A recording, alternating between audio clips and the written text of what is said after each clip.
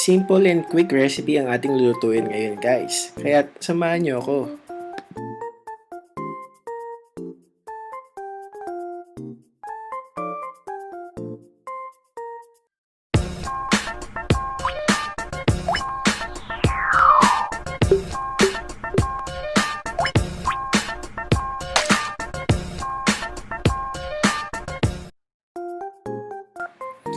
Yung pork nga pala, minarinate ko na with salt and pepper.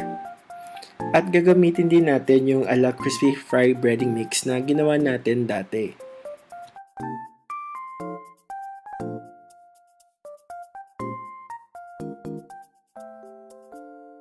Maglalagay lang tayo about 2 tablespoon ng breading mix.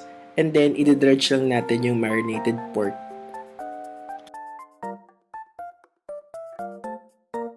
Ilalagay ko pala yung link ng recipe ng ala crispy fry breading mix na recipe natin sa description box below or pakiclick na lang yung nasa taas.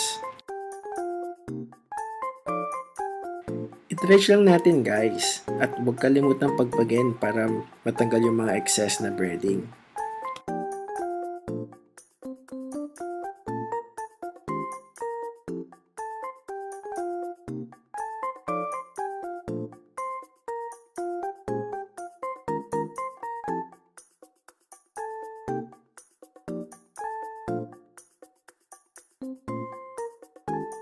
Papainit lang tayo ng mantika sa ating pan or wok. And then piprito lang natin mga 3 to 5 minutes per side ang ating pork.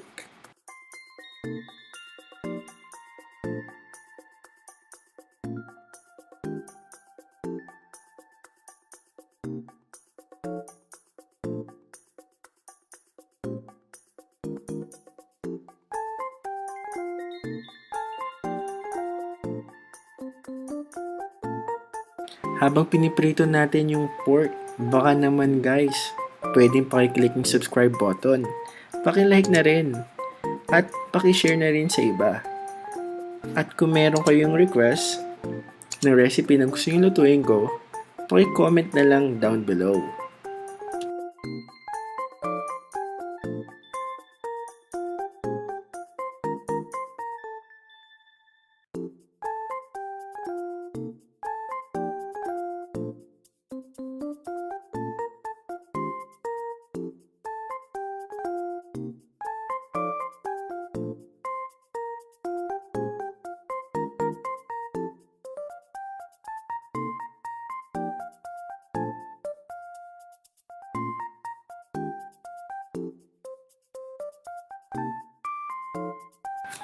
Eto na guys, luto na ang ating simpleng recipe na fried pork.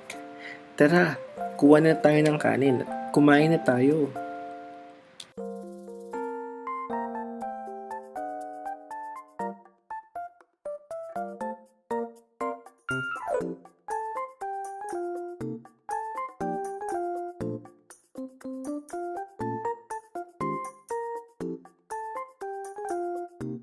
Tara na, kumain na tayo.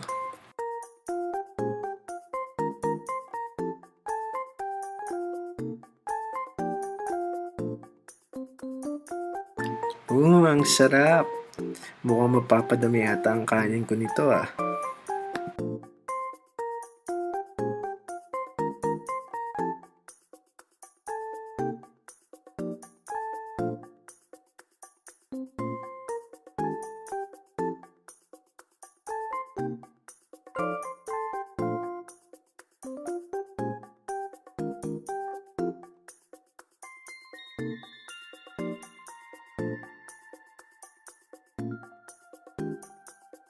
If you like my video, please don't forget to click like, share, and subscribe.